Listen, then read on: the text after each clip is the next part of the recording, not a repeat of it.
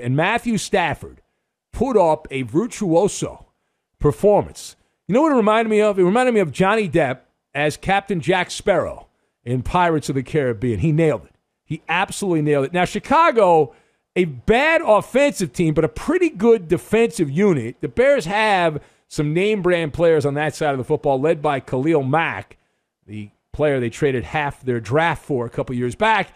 And yet, the Rams, in terms of explosiveness, dominated. The Bears' defense was bludgeoned by Matthew Stafford. He was as explosive as dynamite on this particular game.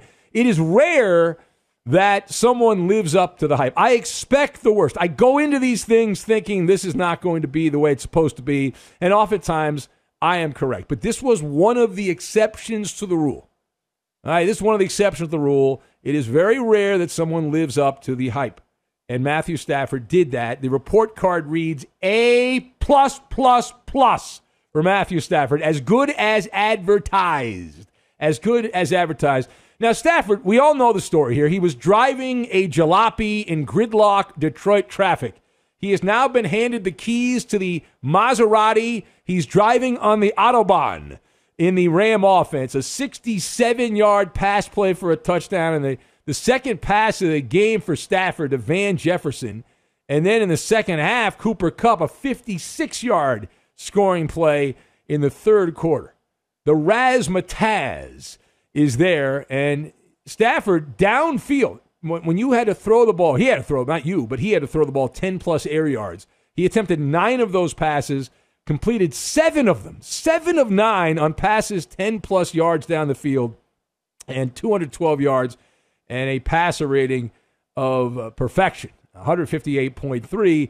Doing all of this, mind you, with no running game, proving you don't have to have a running game to still put up a bunch of points and all that. Darrell Henderson tried, and he was mostly treading water in the Ram backfield, so that is something that is a work in progress.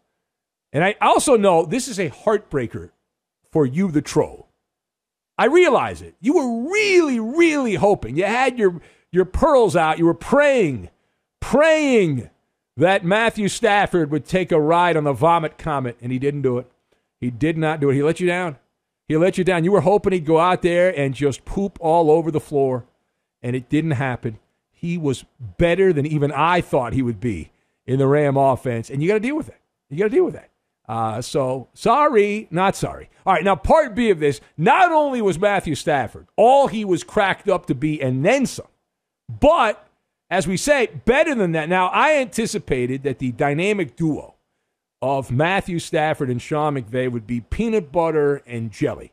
There are a few combinations better than peanut butter and jelly, but that doesn't quite do it justice. Sean McVay and Matthew Stafford were a good movie and buttered popcorn. That good. There's nothing in terms of entertainment value better than going to a movie, a good movie, an unexpected good movie, and getting a big bucket of buttered popcorn.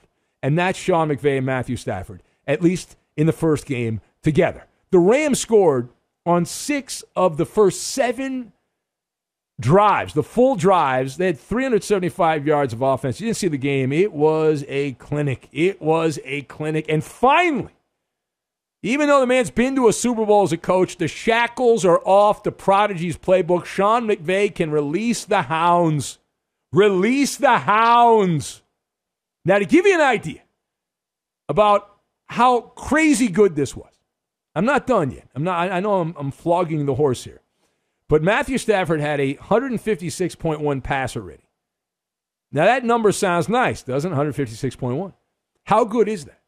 That is the highest passer rating by any player in NFL history in their debut with a new team. Not Joe Montana when he left the Niners, not Peyton Manning when he said bye to the Colts, not Tom Brady when he shifted away from the Patriots to the Bucs. All of the legends, all the greats that have changed laundry, none of them have done better than Matthew Stafford in the history of pro football. The greatest single debut with a new team in the history of the sport. Unreal. And as for Sean McVay, a gambler's paradise. I mentioned this. I did Benny versus the Penny on Friday on YouTube, and I mentioned this, that Sean McVay had been 4-0. He's now 5-0 in week 1. That's straight up and against the spread. No current head coach has a better record through their first 5 career Week 1 games than Sean McVay. And then 4 of those with Jared Goff, and now he's got a quarterback that can dress himself in Matthew Stafford. Now, the last word here. So on the flip side, the Bears. The Bears, the better story in the losing locker room. The Bears are who we thought they were. Okay? Andy Dalton, as was we were led to believe he was going to start the game. Andy Dalton started the game. Justin Fields played. You know how many plays he got in? 5. He played 5 snaps. Chicago's offense featured in the head-to-head matchup with the Rams offense. Now, the Bears brought the Super Soaker water gun. The Rams had a fire hose. Advantage, fire hose. Matt Nagy, the Chicago coach, attempting the time-tested hide-the-quarterback offense with the red rifle. And as you would expect, the results were hot garbage on a summer's day. Like the Bears actually ran the ball pretty well and were able to matriculate the ball on some long drives against the Rams defense. But the passing was, in a word, anemic. Andy Dalton, you know how many passing attempts he had that traveled more than 15 yards through the air? One. Matt Nagy knew, if I'm going to play Andy Dalton, I got to hide the guy. I don't want him throwing it down. Now, I don't blame Matt Nagy for doing that, but it's embarrassing when you have to play that style of football, and that's what the Bears had to deal with. Every other starting quarterback in the first week of the regular season here had at least 4 passes go 15-plus air yards. Andy Dalton had a mere 1. And he finished with a stereotypical Andy Dalton performance. He averaged less than 5.5 yards per attempt. Of course, everything was either at the line of scrimmage or within a couple yards back or in front of the line of scrimmage. Was sacked 3 times.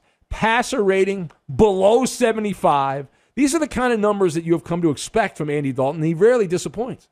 He had an interception. He lost a fumble, so a couple of turnovers. 16 negative plays. Matthew Stafford had 7. That's a +9 advantage for the Rams.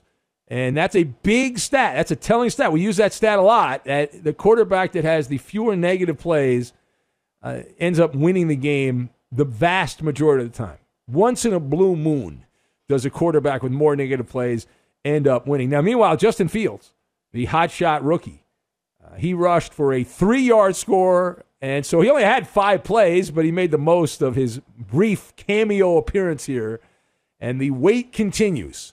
When will he take over? When will the Bears be forced to make the change? And the answer is probably not anytime soon because they have the Bengals at home. Andy Dalton against his old team. Rivalry game! Oh, my God, it's a rivalry game. All 7 Bengals fans are going to be so excited to watch that game. So excited. All right, here is Andy Dalton after, obviously not during, but after the game, pointing out that he's going to go deep in the bag of cliches here on what has to happen going forward. We got to look at today. We got to find the areas that we need to get better at and things that we need to improve on and get ready for next week. Yeah. Shouldn't you have done that before the game? Shouldn't you have looked at the areas you could have gotten better at prior to going out and puking? Shouldn't that have been the way that you do things? Let's go over to the Rams side here.